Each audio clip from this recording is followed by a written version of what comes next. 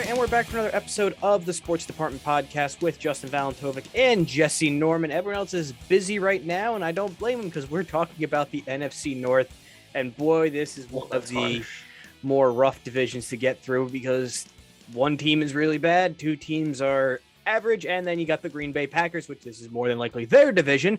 So there's really nothing too much to predict, but Jesse might have a take here or there that might challenge the Packers after the whole Aaron Rodgers debacle was basically the main storyline coming out of this division the whole offseason, and how Jordan Love has basically been raked over the coals for being drafted and nothing he can handle. Everything that's out of control basically at that point. But before we jump into the rest of the North, Jesse, what's going on? I'm doing pretty good. I pulled a White Sox Bo Jackson card from this giant heap of baseball cards that I bought. That card might actually be opening them. Yeah, that card might actually be worth like $4 or $5. So that's a fifth of what you paid for that entire box of crap. I'll take it. And you got a Paolantonio, so there's a little bit of production. And you got Greg Maggs' brother, Yeah. So you got a Hall of Famer's brother is the third best pull. That's kind of just sets the tone for the packs from you bought in. And this is all Kinlinwood so far. Yeah, basically just burn it all at that point. So let's get into the North, and we go from worst to first from last year's standing. So the worst team of last year was the Detroit Lions. No surprise there. Boy, they had some moving around basically this offseason, none of which is overly productive, if anything. But they traded away Matt Stafford and got Jared Goff for a bunch of picks. And they lost Kenny Golladay. So basically the two most productive offensive players they had on their entire roster gone. Marvin Jones Jr. Oh, yeah, and him. He's also gone. This roster, boy, oh boy, they are. I would argue they also lost. I'm sorry. I don't know how dated this take might be. Mm-hmm. And I might be showing my age here. But like Matt Prater's still really good. He's still a productive kicker, yes. Like I remember when Prater was like winning games for Tebow, just like banging 55 yarders, and everybody's like, "Oh my God, holds the record." I was like, Matt Prater is out there carrying the team on his leg. Yeah, Tebow only had to go Tebow gets him across the 50, and it's they're like, good. Here you go, Matt Prater. 3 points. There you go.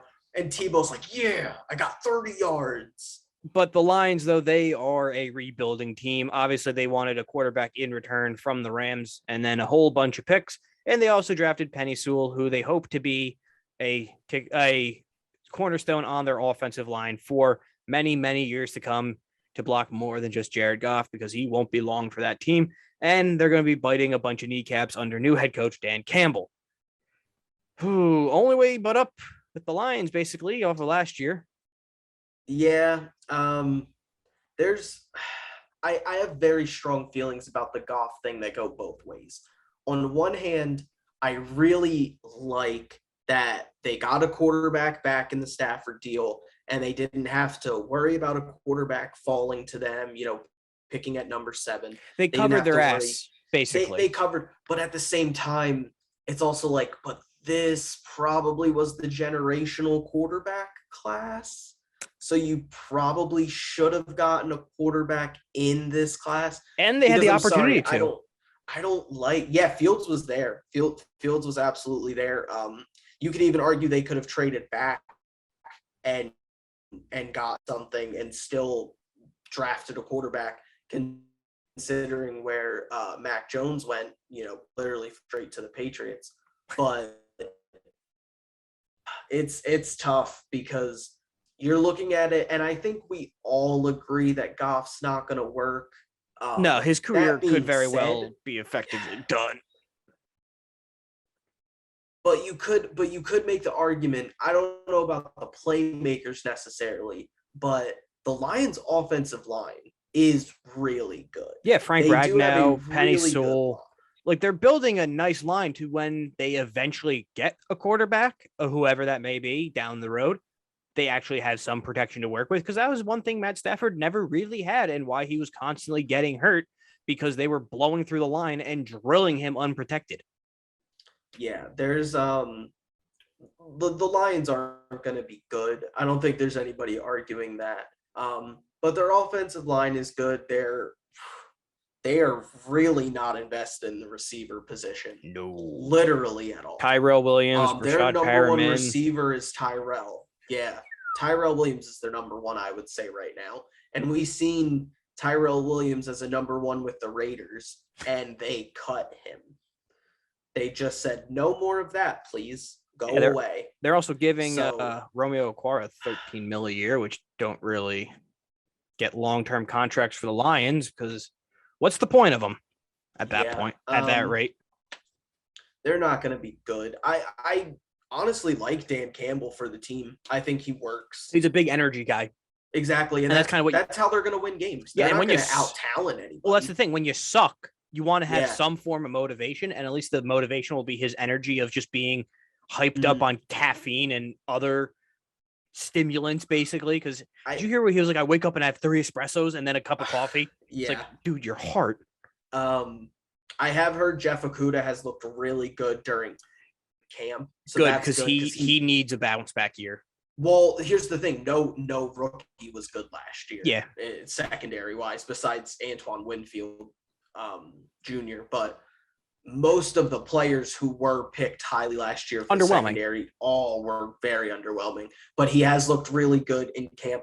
You also got to remember, like, this was Matt Patricia's defense. Young players couldn't understand it. There was a reason that the Patriots didn't draft players besides a couple here and there and got immediate impact. Yeah, this system takes way too much time. The whole Matt Patricia era just set them back 5 years. Oh yeah. If you would have told me that they should have just kept Jim Caldwell and just kept going 9-7, most of the time I would argue you should never just be in the middle, but they were winnable so bad with Patricia with a solid enough team, but now they have nothing. Like, there's nothing left. Yeah, they were bad, and there's nothing left. Because at least with like Caldwell, you were mediocre enough that you could kind of slap some pieces together, and it could be. Well, and at least they were like interesting to watch. And they were a potential wild card team every year. Jim Caldwell was fired from 2 teams that he shouldn't have been fired from. I will defend that for forever. Yeah. He was with the Colts for 3 years, took him to a Super Bowl, got canned after 1 year when Peyton Manning broke his neck. Yeah. That's here nor there. But the Lions definitely. But you can't, no, I don't think any Lions fan can look me in the face and, be like, oh, no, I'm happy that we got Matt Patricia and that we fired Jim Caldwell. I don't see that. Everything about the Patricia era, I mean, what is there? No, I guess you got TJ Hawkinson last year. That's good. Like, that's good, but I don't really know. But they gutted all the old veterans, brought in a lot of young players. They're going to be a rebuilding team for 3 to 5 years at max. At least there could be a quick turnaround if they hit on a quarterback in the draft. If they can, I don't really like any of the quarterbacks coming out this next year. I don't think any of those guys are going to be really that And if good. Goff at least can do what he somewhat did in LA, that could win him a few games alone. But does he have this? He has no supporting protection. He has the protection. I mean, he's got DeAndre Swift. Yeah, he has a nice running back to work off of. Goff's best year was when Gurley was carrying the team. Yeah. So, I mean, maybe you could see Goff kind of going back to being that game manager. I don't think Goff's lows are as low as we've seen them in LA. But at the same time, how are you going to be able to properly evaluate Goff when he's throwing to Tyrell Williams and Rashad Perriman? Well, that's the thing. I think they're making it harder on him. Yeah. They don't want Goff to be the guy, because if Goff's the guy, they're locked into his contract. Yeah, they just wanted to get something back so they couldn't get crucified for not having a quarterback, basically, and not being outwardly tanking. Yeah, because then they would have had to sign somebody in free agency. And then at that point, or they would have to have traded for a backup, because you can't go in literally without a quarterback plan. Yeah, it would have been brutal. But for the Lions, last year they were 5-11. So I honestly could see right around the same 5-12, 4-13, max 6-11. Yeah, I'm gonna go 6-11. I think Dan Campbell will get them a couple high energy wins. I think there's going to be a couple games where Goff's going to be able to sit back in the pocket for a long time, or they're just going to be able to just enforce with DeAndre Swift. And they have a decent young secondary. I could see them pulling off some games, but I think, 6 wins is probably about where I'm at. They added a game. I think they're much better coached at the end of the day. Yeah. Like, at least so the culture. the culture is at least not as toxic as it seems. Like, even though it's like the meathead frat dude culture, at least it seems like Dan Campbell's like a fun coach to play for. Like, he's definitely a player's coach. Matt Patricia. Yeah, and there's not really a lot of Matt Patricia guys left, really, because a lot of them got cut or dumped. They didn't want any of those guys. No. So let's move over to another team that's kind of been swimming and kind of stuck in neutral of mediocrity, the Minnesota Vikings, who last year basically had an MVP candidate, and because they didn't win more than 7 games because they had Kirk Cousins. The Minnesota Vikings, they lost Kyle Rudolph, who's just been banged up, Riley Reef, so their O-line got weaker, and Anthony Harris, who's a really good safety for him. So they definitely lost more than what they added in an old Patrick Peterson. Dalvin Tomlinson's a nice pickup, but after that, not too much movement from the Vikings in general. I don't love that Anthony Harris left, but that being said, I think if you put any safety next to Harrison Smith, they're probably going to look pretty good, because Harrison Smith is probably a top 4 safety in the entirety of the NFL. And I feel like he's been around for forever, but he's still productive. Like, he's having like an Eric Weddle type of career, where you kind of forget about him, but he's constantly making Pro Bowls, and he's like a top player at his position. But it's like, oh yeah, that's right, he is still there, and he is still pretty good. And he's still really good. Riley Reef was terrible for them, but that's because they were starting him at left tackle. I loved the drafting of Christian Darrisaw for them. They got him late. They got him as a steal. They traded back like twice and still got him. And he is a starting caliber left tackle. Bobby O'Neill also was really coming into his own at right tackle. So I think their line is progressively getting better. Playmaking wise, you have Adam Thielen, you have Justin Jefferson, Dalvin Cook, Irv Smith Jr., who I think is. They have talent on the offensive ball. Here's the thing: the offense wasn't the problem last year. The defense couldn't stop anything. And when Mike Zimmer is known for his defense, and the defense is your problem with your football team, and that is supposed to be your main forte, might be time for a coaching change out in Minnesota after this year, honestly. I disagree, because it's just kind of running its course. I think you're going to see the defense bounce back this year big, because they had opt-outs last year. They also had a ton of injuries towards the end of the year. Everyone was dropping. You were looking at that team and you were like, okay, I see Harrison Smith, I see Eric Kendricks, and I don't see another player that I know the name of. I think I saw today that they brought back Everson Griffin as well.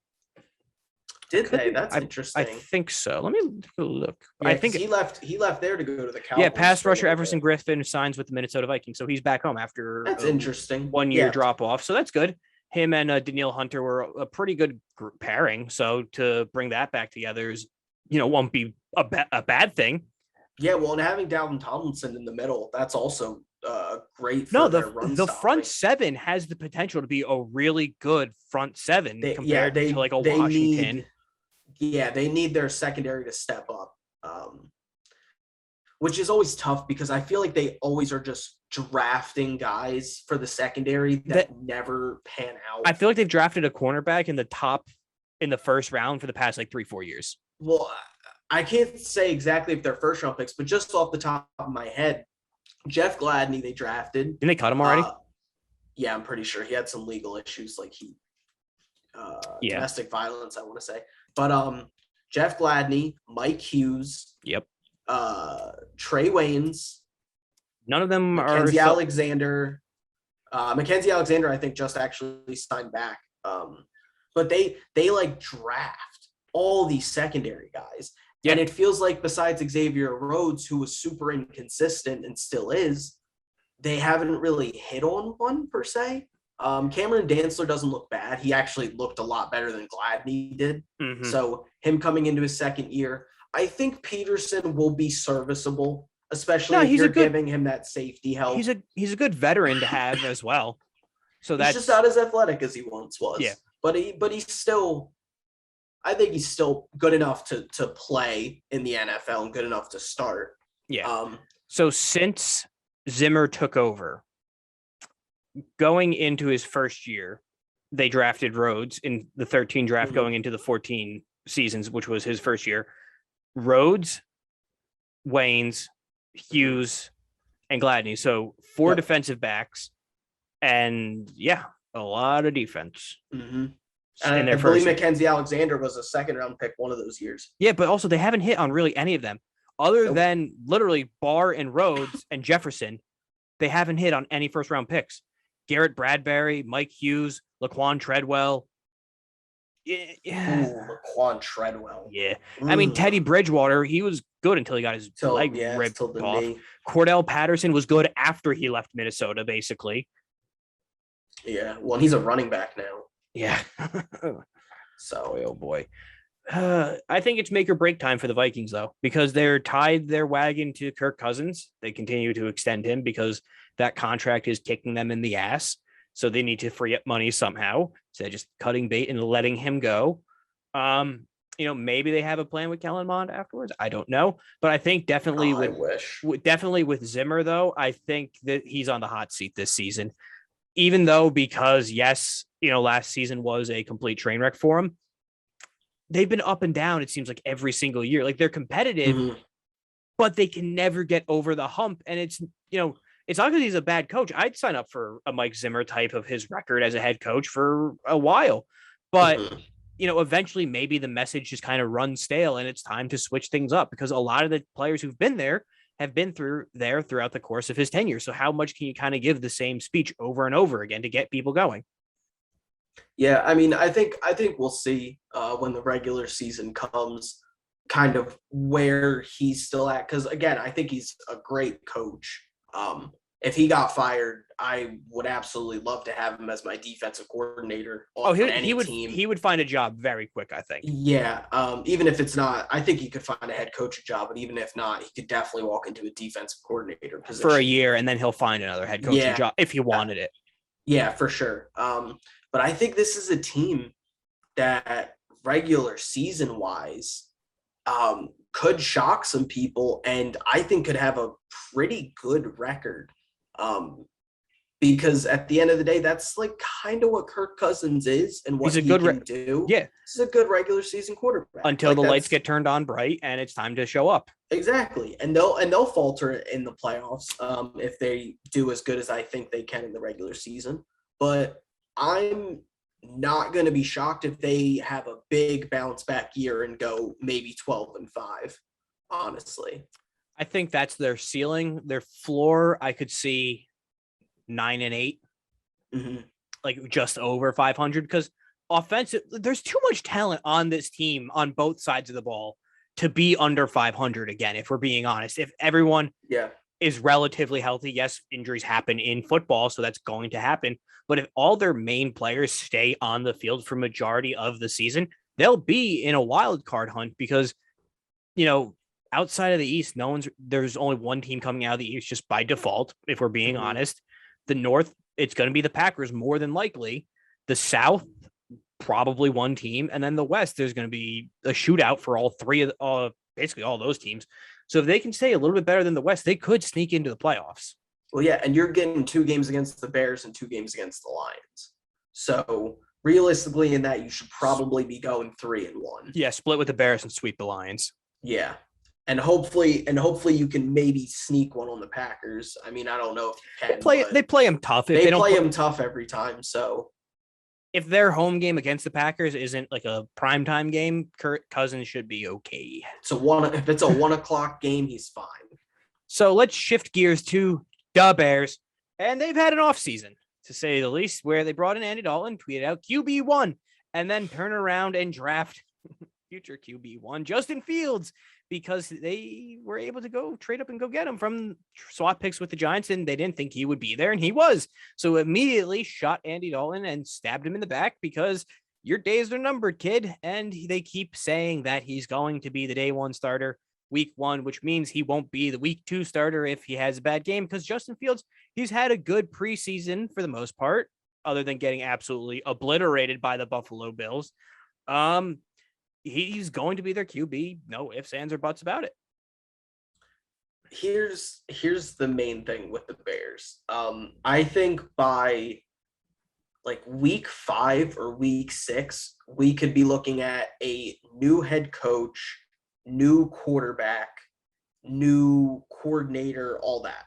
So you're kind of already starting Justin Fields behind the 8 ball, because if you're going to sit him, don't sit him for 1 week or for week 1 or week 2. Like, don't throw him in, game 5. If you're going to sit him, at least wait until like week 8, week 9 to put him in, because what is that extra week going to do? What is that extra 2 weeks going to do? You might as well at least let Dalton take half of the year. You did sign him. You did tell him that he was going to be QB1. You might as well at least see what you have with him. I just don't think the Bears are that good. I don't really think there's a reason. Oh, no. They're a bad team. There's no reason for them to be like, oh, well, if Dalton does bad week 1, we need to put Fields in because we got to save the season. No, they just want an excuse then at that point to put in their new shiny toy. Yeah, and I mean, like, nobody's looking at this roster. They also have Nick Foles on this roster. Let's just say that. Too. I don't know how long he's going to be on there, honestly. I think they'll probably cut rid of him pretty soon. Cut him or trade him. I think they're waiting to see if somebody's going to trade for him. I think they're waiting because if quarterback goes down, somebody will give up a pick for Foles. They'll give up like a 6th or a 7th or something. 2 quarterbacks that could be moved, probably him and Jimmy G. Maybe Gardner. Yeah. Not to my team though. Hope not. It doesn't seem like it. It's division rivals, so they won't. Yeah. But if you look at the Bears roster, this isn't the Bears defense, when Mac first got there. And everybody was like, oh, if they could just get a competent quarterback, like that defense is so good, it could take them so far. This defense is old now. Yeah. Khalil Mack is still great, but he is older. Akeem Hicks is great, but he's literally the only good player you have on your defensive line. You have one good secondary at great last year because you tried to move him around too much and tried to have him try to play box safety and sort of also slot corner, even though he was a free safety and should always be a free safety. Well, they also lost Kyle Fuller to the Broncos. Didn't lose. They cut him. Yeah, they let him go. I don't know. And Kyle Fuller is like a really good corner. They just didn't want to pay him. It's like this team is not. Yeah, I don't think anything can really save Nagy's job. Honestly, I think this is kind of just a bridge year. I really defended Nagy for a while because I thought it was Trubisky holding him back. Nagy's decision-making late game is it's bad. Rough. It's rough. It's rough. It's a lot of what people used to criticize Andy Reid for. And it's like, are you really surprised? The main reason Andy Reid kind of has gotten out of that is because he won the Super Bowl and now he has Patrick Mahomes as his quarterback. So I'm looking at the Bears schedule, right, to see like where's a good spot to start Fields at any point. And I'm seeing something I usually don't see in the NFL. They're home and away every other week and never have like a homestand more than a game. That's stupid. They go at Los Angeles, home to Cincinnati, at Cleveland, home to Detroit, at Vegas, home to Green Bay, at Tampa Bay, home to San Francisco, at Pittsburgh bye week, home to Baltimore, at Detroit, home to Arizona, at Green Bay, home to Minnesota, at Seattle, home to New York, at Minnesota. I've never seen that for a schedule ever. No, that's so weird. Usually you either get usually at some point you would get like a 2 to 3 game road trip and then a 2 to 3 game homestand. Wow. So that is weird. That's not doing them any favors. No, it's not. Because they never get to stay home for more than a week. What week is their bye week? Week 10. What week? Who do they play coming out of that? Baltimore. After playing at Pittsburgh on a Monday night. Ooh, you can't start if you're 6 playing Fields at that point, you had to have already been playing him, because if you start Fields after like a bye week and you put him up against Baltimore, they're going to eat him alive. There's no good place to start him, because you start against LA, which you could get killed by Aaron Donald. But then it's like, okay, you start in week 2 home to Cincinnati, but then you immediately have to go out to Cleveland. And then you get Myles Garrett. But then it's like, okay, maybe start him home to Detroit, but then you have to go out to Vegas, which, they're an average team. But then you start a stretch of Green Bay, Tampa Bay, San Fran, Pittsburgh, Baltimore. Oh, that's one of the most brutal. That's probably like Tampa Bay, San Francisco, Pittsburgh, Baltimore are like 4 of the top 10 front sevens. And then you have to, and Pittsburgh and Tampa Bay are like number 1 and number 2. So this is having all the makings for a messy season for the Bears. Yeah. Again, I think Nagy's going to be out by like week 4, week 5. I think they clean house entirely. GM, everybody gone, because they haven't really been able to do much after the double doink. They've fallen off dramatically and haven't been able to recover. If Fields hits, I think they'll keep pace. I think they really want pace to work. I feel like they really like pace. And even though he hasn't always made the right calls, has Nagy been his only QB, his only head coach hire, or is it how? I think so. Let's take a look, Ryan. But usually, if they're kind of together. No, that's what I'm saying. It's like if you're gonna clean house with Nagy, you might as well clear it all out. Pace took over in 2015. So Matt Nagy, when did he start? Matt Nagy started. Oh, he's from New Jersey. That's right. Matt Nagy started as the head coach in 2018. So who the hell? Yeah. So that would have been his second head coach. Fangio. That's right. Yikes. No, Fangio's. Wait. No. Fangio was the Broncos. John Fox. No, I don't even think it was Fox. Yeah. Yep. Because it was Trestman. Trestman. And then when they fired Trestman, Pace came in and he hired John Fox. Yeah, because they gave Trubisky a year with. Oh God. So Pace's tenure with Fox, they were 14-34. Mm-hmm. He then now has Nagy. I don't think you give him a third coach hire. I really don't think you can. I don't think you can either. God, he's done that much damage in 6 years. Executive of the year. That was the Sporting News in 2017. That was the double doink year, I think, right? Mm-hmm. Yeah, that's when Trubisky was actually a competent quarterback. Yeah, it was, and they hit on Eddie Jackson. They hit on Tariq Cohen, and Amos was still there too. Yep. So they looked great then. Yeah, I think this is the end of the line for the current regime. After it's going to be a brutal season, I could very well see. Oh boy, if Fields plays any part of the season, I could see it being a 6-11, 7-10 season. Yeah. At any point, if it's just down to Dalton, 4 to 6 wins, maybe. I think if they stay Dalton the full year, which I give almost no chance of happening, honestly. No, the fans won't allow it, and the Chicago fans will go berserk. Yeah, for sure. The thing is, we don't know when we're gonna get Fields. There's no good place to start him. If they stick with Dalton, I agree, probably 4 wins. If they go with Fields, I still think honestly the best place to start Fields would be week 12 at Detroit, Arizona, Green Bay, Minnesota, Seattle, New York, Minnesota. That's the second part of the season is probably the better place to put them. Here's the only problem with that, and it's not fully a problem, but let's say Fields does come in, rips off like 4 straight wins. You kill your draft order. You kill your draft stock. Because let's say they also have the Giants pick. There. Or no, they don't have the Giants have their pick. Never mind. They don't even have a first round pick this year. Oh, well then screw it. It doesn't matter. Yeah, because they traded the first. Honestly, put Fields in after week 12.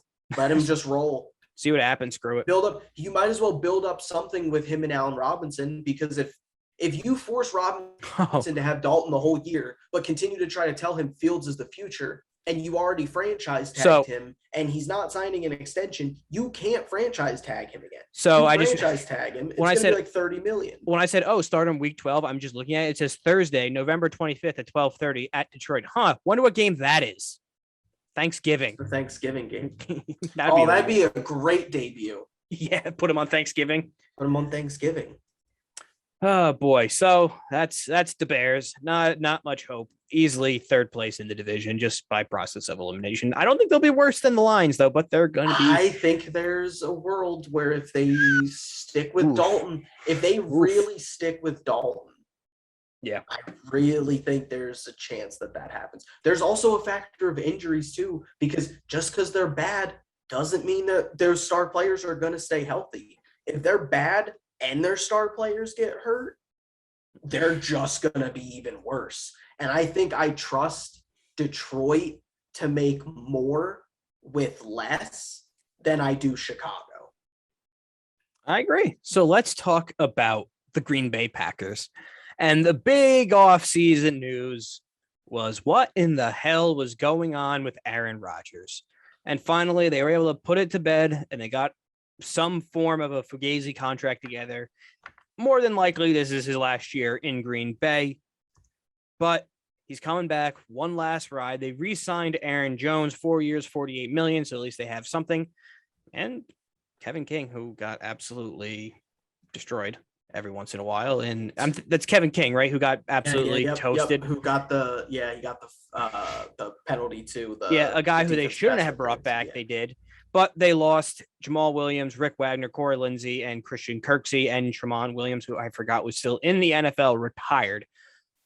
But it's okay because Aaron Rodgers is coming back, and it sounds like also Devontae Adams might be on the way out as well. Because basically he said he likes playing with Aaron Rodgers, but that doesn't matter as long as I get paid my money. So this team it's hitting the wall soon. It is absolutely falling apart soon, though. I mean, you look at what Aaron Rodgers and Devontae Adams put up on Instagram, the last dance. This is it. This is the year. This is Devontae Adams, I think, is going to leave. Rodgers is for sure gone big time. But they're still really good. No, they are. They're still really good. We saw a pissed off, motivated Rodgers last year come out and win NFL MVP. Yeah, and I mean, here's the thing. I don't want this to come off as like disrespectful to Rodgers after everything he did last year, but we can also acknowledge that last year Rodgers was way better than the previous 2 to 3 years. Yeah. Rodgers, we didn't think he was still at that level. And then this past year, he proved that he was. So that's great. He needs to be that player still. You can't go back to what you were 2-3 years ago. You need to be what you were last year for the Packers to be Super Bowl contenders. I get Rodgers' frustration with the draft and everything that the Packers have done to kind of always like never give him fully what he wants. But also they've given him a lot of leeway. They've given him a lot of stuff. Like, yeah. Let's not act like Aaron Rodgers was ever throwing to like just like bums. He always had Jordy Nelson, Greg Jennings. He had Michael Finley. Devontae Adams is the best wide receiver in the NFL. I mean, yeah, the Packers didn't draft him in the first round. Okay, cool. Makes it even better. I understand them never giving him a full-fledged number 2 receiver that he always had. He always had a number 1, and then there was always a group of guys, and I get that. Adam Lazard's also been productive as well when healthy. Yeah. No, there's players that he's always had that were pretty. I mean, I remember their Super Bowl year. They had a stacked wide receiver group. So I think Rodgers is a little overpressed about that because, yeah, they don't draft a lot of skill positions in the first round, but you've consistently had a good line. Always. Rodgers has never had a bad line. No, he's always been very well protected. They draft linemen, develop them, let them walk, and then let them go. Yep. Yeah, and then in comes another one. It doesn't matter. Yeah, so it's just a rotationary door. Playmaking wise, always have had a good, solid tight end. Tanyan's been good. Tanya was awesome last year. He scored like 10 touchdowns. Yeah, always a number one receiver. At times, have had arguably a top 5 receiver. Right now, they have literally the best receiver. And since Gudacrest has really taken over, have you noticed that the defense has gotten a lot better? Yeah, both Smiths. I don't know if Amos, Jair. I don't know if Rodgers they've given him help. Fully understands, like, they've given him a really good defense. Yeah, your third, fourth receiver might have to be Marquez Valdez-Scantling. You might have to make do with Allen Lazard instead of getting another number 2. But guess what? You have Devontae Adams. So while I get his frustrations, it's not just one thing over the past 14 years. The Rodgers-Green Bay relationship has always been so weird. Ever since they drafted him. Ever since they drafted him, it was weird because of the Favre situation. And then after Favre, and he was so good, but they were still, it's always been weird. It's always been really weird. But I don't fully understand Rodgers hating Gudacrest so much when Ted Thompson was significantly worse as a GM. Yeah, staunchy at least. He literally wouldn't sign free agents, like, at all. They weren't allowed to sign free agents. I think didn't Rodgers even have a quote? It might have been, it was somebody on the Packers where they said, like, yeah, this is the first time we've actually signed young free agents. Because, like, other than that, like the highest, price tag free agent. The only time they did was Charles Woodson. Yeah. That was and then after that was like Julius Peppers, who was in his age, like 34 season at that point. Yeah, that was it. That's all they went out and got with Ted Thompson. So I don't know. I think Rodgers, for the complaining, and I get it. I understand the relationship has always been rocky, but I mean, you've been given a lot more help than a lot of other quarterbacks. But I do think he is gone at the end of the year. Regardless. Oh, he's gone. He is so gone. I think it's going to be either Denver or New York. It's got to be Denver. It has to be Denver because there's no way. I mean, I could be wrong because John Elway's proven me wrong before. Denver and New York are in both. Denver and New York are in the same situations. Good offensive talent, pretty good defenses, but in need of that quarterback. So yes, but the Giants at least have Daniel Jones as a project, and I think he's. I struggle with Jones because I think he's like at that Goff level, maybe a little bit above, where it's like he's good enough that you're probably going to keep running it back with him and just hope that he's going to put it together. I don't think so. On the other hand, I don't think so. I think if this, we'll get into it during the East, but if this is a bad year again, I think both him and Gettleman go out because year 3 is when you have to decide on, going into year 4, then what's the point of the quarterback? And then at that point, you have to decide if you're picking up the 5th-year option or extending them, and you can't give Gettleman another quarterback. So I think they're kind of tied to each other because Judge is definitely, I think he's the Giants coach. Like they like him. He's Parcells 2.0. Like he is what Giants football should be. So he's safe. And, Mara wants to win now. They're in a place where they can't go with another project. They need a veteran, either a Derek Carr, if they ever decided whatever the hell they're doing out there, or an Aaron Rodgers. Yeah. I mean, that makes sense to me. But I think Denver, as far as it's much more appealing. Not drafting Justin Fields, trading for Teddy, who's really going to have 1 year left on his deal and is pretty much cut. I feel bad for Bridgewater so much. Yeah. That injury set his career into such a freaking downhill spiral. Well, and then he had the comeback with the Saints, and he was a Jet. Remember that? Yeah, I remember. For a preseason. Well, they signed him literally just to trade him. Yep. But there's so much, like, Denver had to put stock into Rodgers coming. Like absolutely. They position themselves for him at any point because that's the Elway way. If he doesn't come next year for Denver, I don't know what they do then. They're forced to draft a guy. They have to. Because I don't know what quarterbacks else would be on the market.